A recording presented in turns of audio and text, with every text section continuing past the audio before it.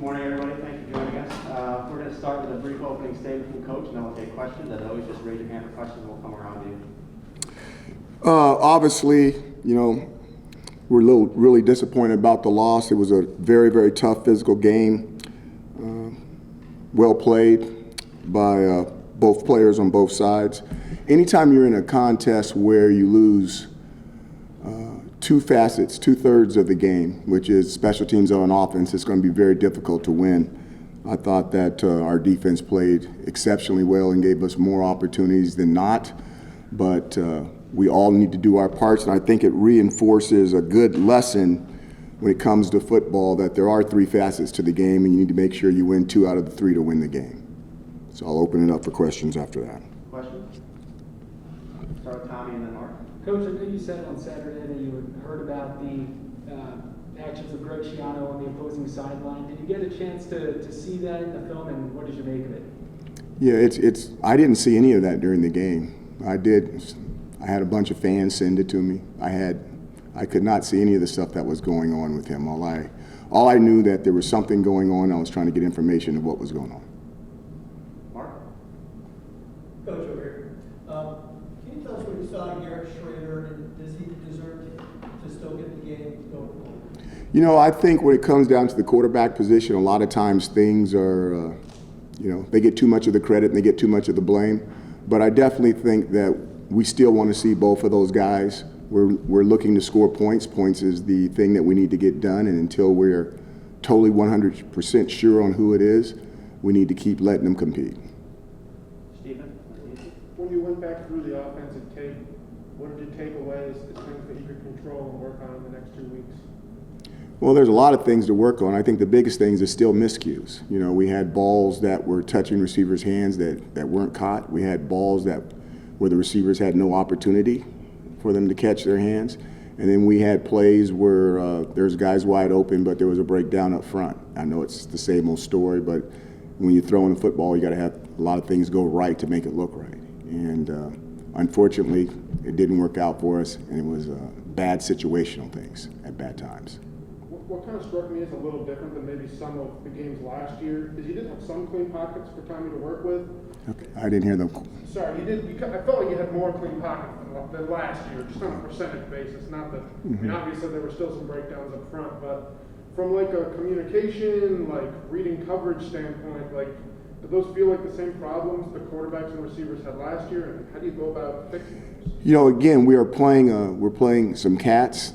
I'm not going to go into details, and I'm not going to talk about people's names, but there was one play where the quarterback had over 3 seconds to throw the football, and he was looking at a receiver, and the receiver was sitting there, and he had a decision to make, and the receiver didn't make a decision.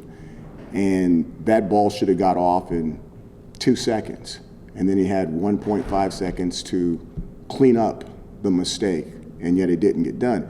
And it's one of those things that's a little frustrating. And if I'm back there at quarterback, it'd be frustrating on me. Again, there's enough to go around, but that one play in particular, you had over 3.5 seconds to throw the football, and it didn't end up well on that play. I know you guys put in some more concept-based passing stuff this year to mix in with like the choice routes. How do you view those option routes and maybe some of the issues you've had with them? Do you feel like there's a way to get everyone on the same page, or is it too much of a liability? You know what? We're gonna weigh that, and we're gonna go back and let's answer that question a little bit later. If you want to throw for maximum yardage, okay, you need to let some guys have some options. If you want to limit and try to be exactly right all the time, then you need to limit it to one route, and then the quarterback can decide for them. Yeah, Coach, the scoring drive was essentially 2 plays that led to those 6 points. How do you guys see to move forward, be more consistent, and execute more consistently like that? We would like for all our scoring drives to be 2 plays and for the execution to be outstanding. The question's not fair, okay? When you're trying to get better, you need everything to be right, okay? And we were just off. There was times you saw guys open and they dropped the ball. You saw times where the ball was a little bit high. And there was times where you saw guys wide open and you were like, where is the ball? We were just off. Yeah, Coach, what do you think played the biggest role in the special teams miscues on Saturday? Do you think not having a coordinator play any role in that? We have a coordinator. We have a coordinator for each phase of offense. I've been a special teams coordinator, I want to say 2 or 3 times in my career, okay? Because no one has the title does not mean that there's no emphasis on that. We have full-time coaches responsible for each portion of that thing. What do you think played the biggest role in the miscues in the punting game? Freshmen. Freshmen at every end. When you're back there and you're in front of those crowds, you need freshmen to grow up in those situations. Everybody's going to have their first kick. Everybody's going to have their first kick blocked as a freshman. You got guys catching the ball. They're all young. They grow up. They get better. Coach, what did you see from Tommy over that, I guess, first span of the game, which kind of led you to pull him and swap him for Schrader? Was that a planned thing going in, or was it based on what you saw? Right It was totally planned. Okay. Does switching between the two of them, do you think that like disrupts their flow or their ability to kind of settle into the game? Absolutely. Is that something you talk with them about, and like what's that conversation like? If you have 2 quarterbacks and you don't know which one you're going to play, how do you decide when you're going to play and who you're not going to play? Okay, so what we did, we decided we were going to play him in the second quarter, no matter what. The previous game, we went by field, and then we got him late, and we didn't get an opportunity to see. We want to see him out on the field. To do that, you have to make a commitment to do that. Mark and back.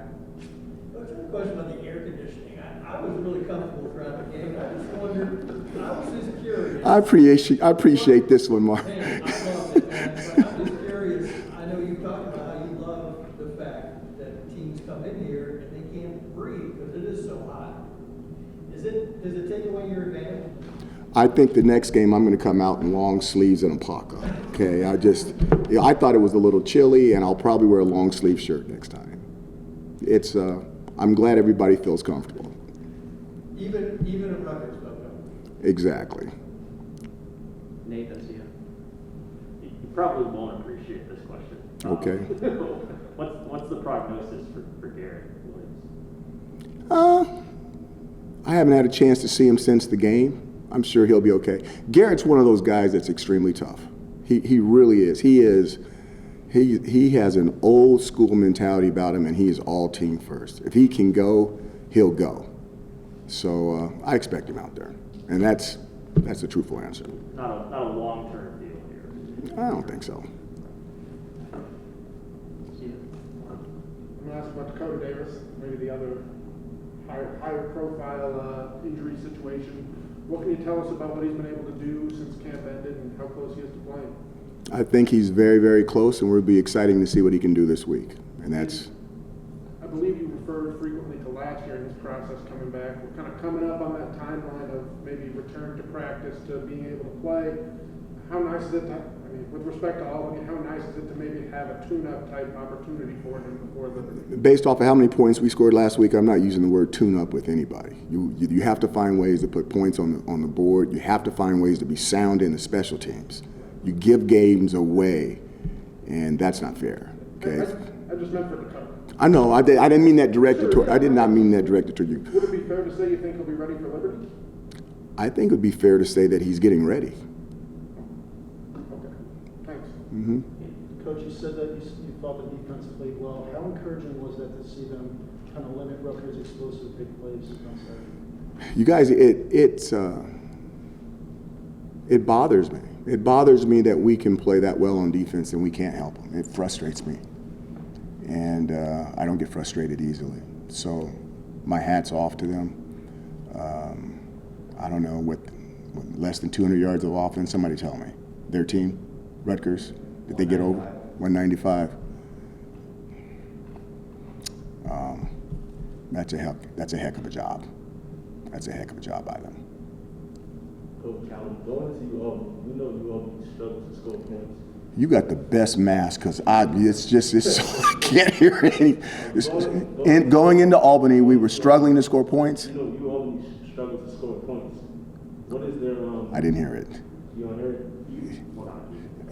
Going into UAlbany, we know that UAlbany struggles to score points. Albany struggles to score points. Yes. Okay. What is the defense mentality going into that game? Well, based off of what their meeting looked like the other day, they don't care who they're playing. You know, they have a standard, and they're not going to lower their standard for anybody. So it'll be interesting to see how they do, because they seem like they're truly committed on that statement. A couple more, we'll start with Mark.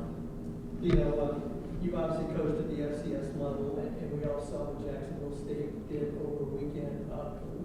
How close is the separation between the athletes at the FCS level and the FBS level? You just said this about two. Here's the biggest thing to me about the jump in that level. First of all, for the kids coming up, it's their Super Bowl. They were never a 3-star. They were not a 2-star. You know, they didn't have any expectations. They're not leaving schools because they're not playing. They love the game, and that's why they're there. That's why they were there. If you, in my situation, when you're at a school, the school I went to, they had won 3 games the previous 2 years combined. They had won 3 games. And when we got there, everybody said they were terrible, and one of the reasons I probably got the job is because a lot of people didn't want it. And then you start working with those kids, and you see the hunger and the desire that they have in their eyes. And if you give them a good plan, and they have that stuff about them, that right stuff about them, okay, and you normally need, as the young people say, keeping it real, keeping it 100, I believe is the term. What you normally need is if you can get one NFL guy on offense and one NFL guy on defense at that level, you're normally going to be really, really good. And if those guys are that good, you'll have an opportunity to play up if they play extremely well. We had a guy by the name of Kamu Grugler-Hill, who we recruited from Hawaii. That was a volleyball player that nobody wanted, and if I'm not mistaken, we recruited him in 2012, and he's still playing for the Miami Dolphins now. And we had this quarterback that everybody said was terrible, that we needed to get rid of and go to the option. And I believe that the other day he won his game against the Detroit Lions, and they scored like 44-something points by the name of Jimmy Garoppolo. So if you have a good quarterback and you have an explosive defensive player and you have a good team, that's a family, you can come up and you can play. You can't do it every week because you'll get too beat up. But you can definitely come up for 1 game or 2 games a year, and if you got the right personnel, it can be extremely interesting. And that's why I take these games very seriously. Yeah, is it easier to convince your team of that after what Jacksonville State did?